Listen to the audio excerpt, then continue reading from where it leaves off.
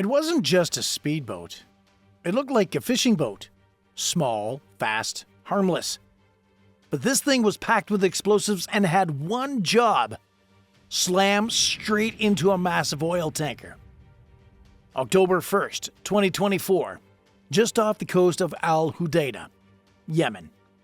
The Cordelia Moon, a giant commercial oil tanker flagged under Panama but operated by an Indian firm, was making its way through the Red Sea when the attack began.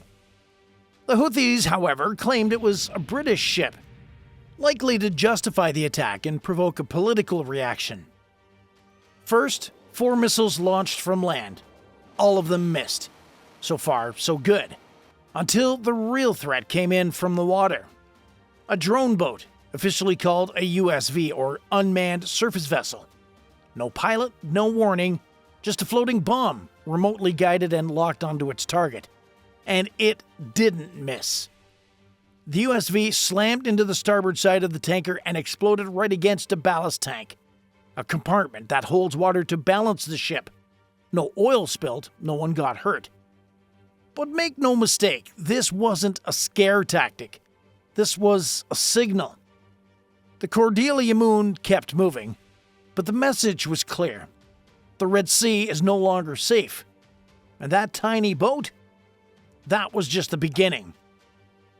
Just another tanker making its routine run past the Yemeni coast. A route commercial ships have taken for decades. The Cordelia Moon wasn't armed. It wasn't escorted. It wasn't expecting trouble. But trouble was waiting anyway. At approximately 0730 local time, satellite and naval surveillance later confirmed that 4 missiles were fired from Houthi-controlled territory in western Yemen.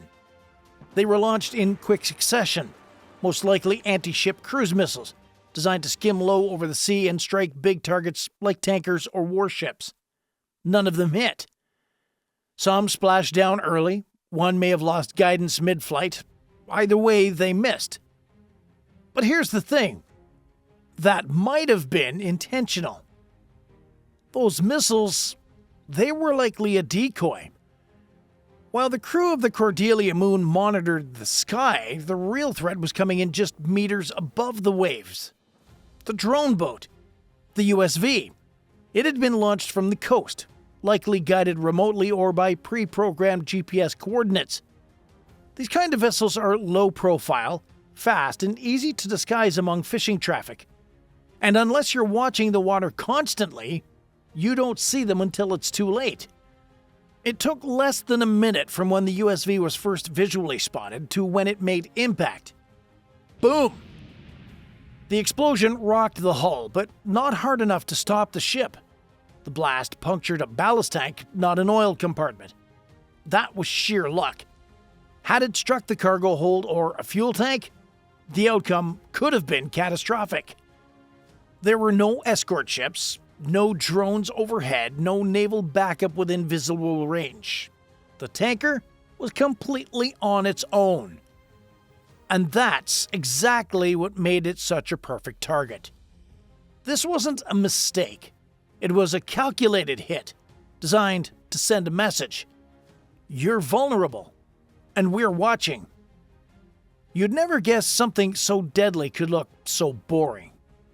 But here's the terrifying part. They're almost invisible to radar. At sea, warships scan the horizon for missiles, aircraft, or bigger boats. But a low-slung USV, barely a meter above the waterline, can slip under radar or blend in with fishing traffic.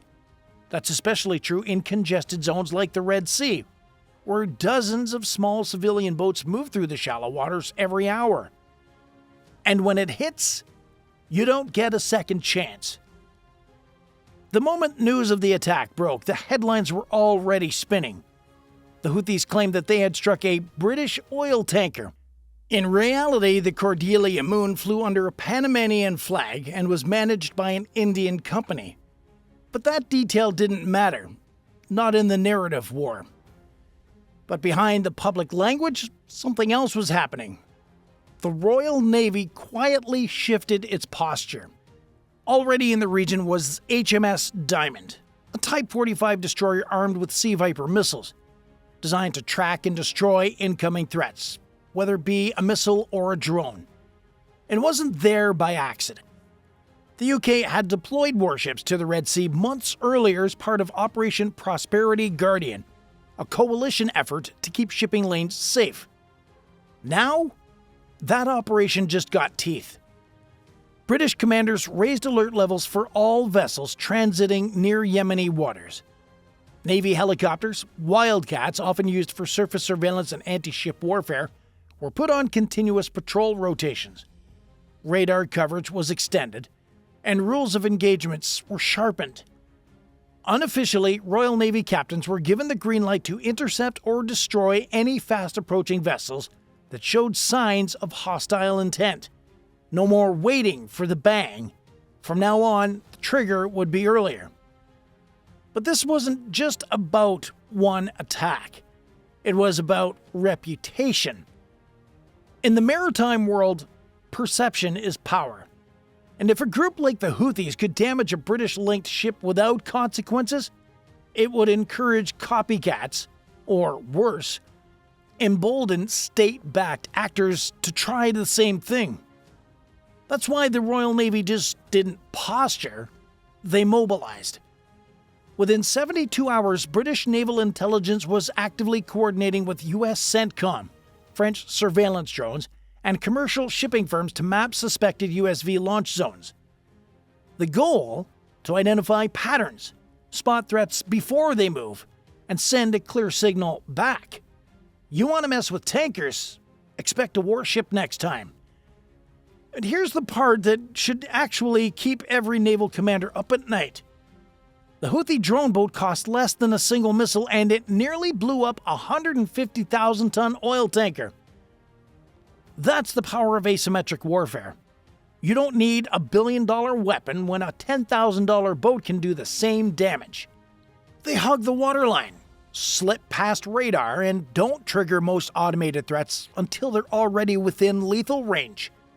That means that even ships with advanced defenses like Sea-Rams and Phalanx Sea-Wiz might not respond in time if the drone isn't flagged early enough. And if you're a commercial oil tanker without any defenses at all, you've got nothing. Just a hull, a crew, and a prayer. The Red Sea isn't just a body of water. It's one of the most critical shipping arteries on Earth. Every year, nearly 15% of global seaborne trade passes through the Bab el-Mandeb Strait, a narrow choke point between Yemen and the Horn of Africa. It's the gateway to the Suez Canal. And when something disrupts that route, the shock waves hit everywhere. Oil prices jump, shipping insurance skyrockets, cargo reroutes thousands of miles around Africa, adding weeks and millions in fuel costs. That's why what happened to the Cordelia Moon wasn't just an isolated incident. It was a shot across the bow of the global economy. Since 2023, the Houthis have made it clear they're willing to turn this waterway into a battleground, not with frigates or submarines, but with drones, rockets, and kamikaze boats. They don't need to sink ships. Just scare the hell out of them enough to stop sailing. And it's working. Multiple commercial carriers have already paused Red Sea transits. Others now only move under naval escort, flanked by US, British, or French warships. Insurance premiums for tankers in the region have doubled. Some shipping companies have rerouted entirely, choosing longer, costlier voyages around the Cape of Good Hope. The military footprint has grown too. The US Fifth Fleet maintains a constant presence. British destroyers run radar sweeps daily. French surveillance drones operate from Djibouti. And regional allies like Saudi Arabia and Egypt are quietly coordinating patrol zones. But here's the danger. Every ship, every drone, every armed patrol adds friction to a very crowded corridor.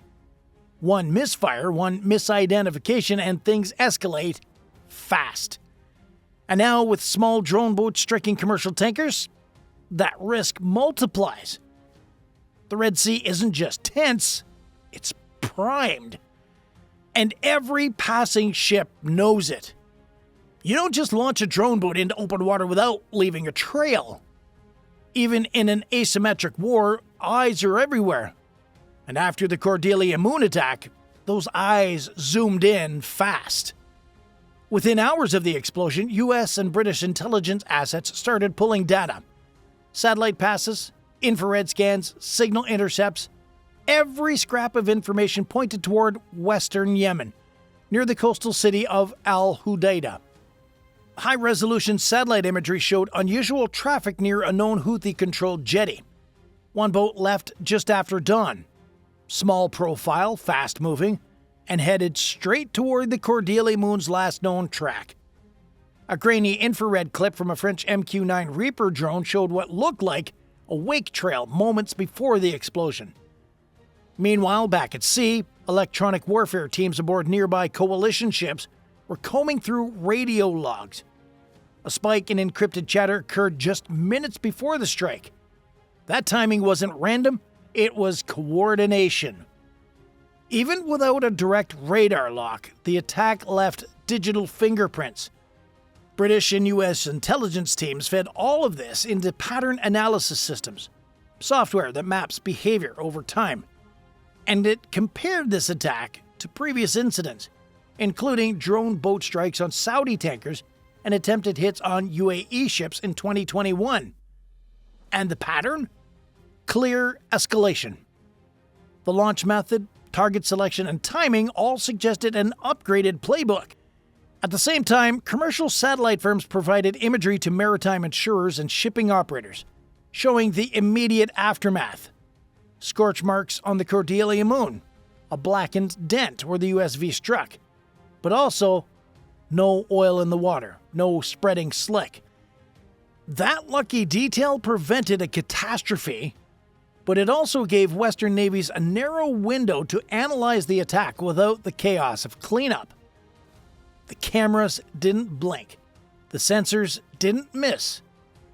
And while the Houthis celebrated a victory on social media, coalition commanders were already piecing together the launch point, the tech, and the team behind it.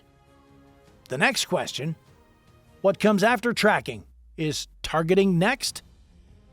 Within hours of the strike, coalition warships in the Red Sea flipped from watch mode to hunt mode.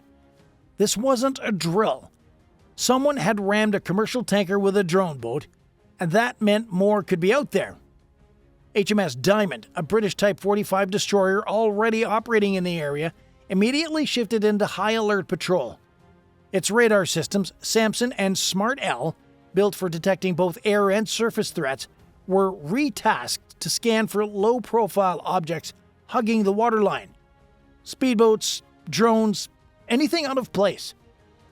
Nearby, the USS Laboon, an American Arleigh Burke-class destroyer, began flying MH-60R Seahawks, equipped with surface search radar and FLIR cameras. These birds circled low, scouring every inlet along the Yemeni coast for heat signatures and wake trails.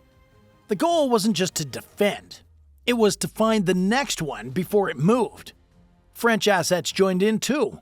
A Falcon 50M maritime patrol jet from the Djibouti base flew high-speed sweeps over Houthi-led ports.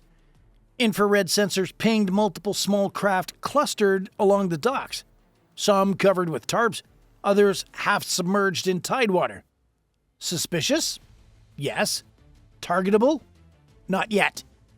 The problem: you can't strike what you can't confirm. So ISR drones stayed overhead.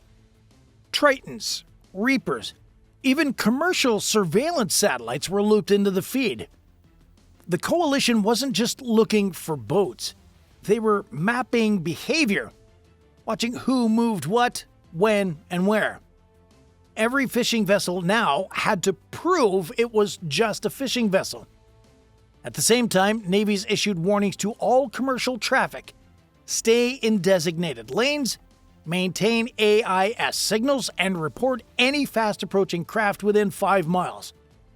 For the first time in weeks, ships were ordered to sail in convoy again. This wasn't just a threat to one tanker. It was a threat to the entire shipping corridor. And the message from the bridge of every destroyer was clear. Next time we spot one of these boats, we won't wait for it to hit. The coordinates were locked. The launch site was identified and the footage confirmed. But then came the hard part. Do you hit back? Inside command rooms aboard US and British warships, the debate wasn't emotional, it was procedural. The attack on the Cordelia Moon was serious, but no one died. This wasn't a rogue pirate skiff. This was a deliberate military strike, launched from a Houthi-controlled port using a naval weapons system against a commercial vessel flagged as neutral. If you let this go unanswered, does it invite more attacks? If you hit back, do you risk triggering a larger escalation? This wasn't the first time the West had faced this choice. In January 2024, after a series of missile strikes on cargo ships, the US and UK launched coordinated airstrikes under Operation Prosperity Guardian. They hit drone factories, radar arrays, and Houthi-controlled bunkers near Sana'a. The result? A temporary pause in attacks, and a very clear message. But that campaign was loud. Naval commanders now looked at limited options. Launch a surgical Tomahawk strike on the boat's suspected launch zone. Hit radar stations used to track shipping lanes. Deploy electronic warfare aircraft to jam command links inside Yemen. Or wait, watch, gather intel, build a case. The British leaned on the cautious side. Rules of engagement didn't automatically authorize a strike for non-lethal damage. The Americans, meanwhile, were preparing a Tier 2 response package. Quick, quiet, and deniable. You've seen what's happened. A tiny, remote-controlled boat, packed with explosives, just slammed into a massive oil tanker in one of the most critical shipping routes in the world. No escort, no warning, no retaliation, yet. So here's our question for you. If you were in charge, would you strike back immediately or wait and gather more proof? Let us know in the comments. Would a strong response stop future attacks or just make things worse? There's no easy answer, but we want to hear what you think. And hey, if you like this kind of detailed breakdown with facts, tactics, and straight-to-the-point storytelling, consider joining the fleet. You'll get loyalty badges, priority replies in the comments, and best of all, you help us bring more true maritime stories to the surface. Click join on our channel page and get on board. And don't forget to like, subscribe, and share this video if you want more no BS naval content. Thanks for watching, and stay sharp out there, because even the smallest boat could cause the biggest problems.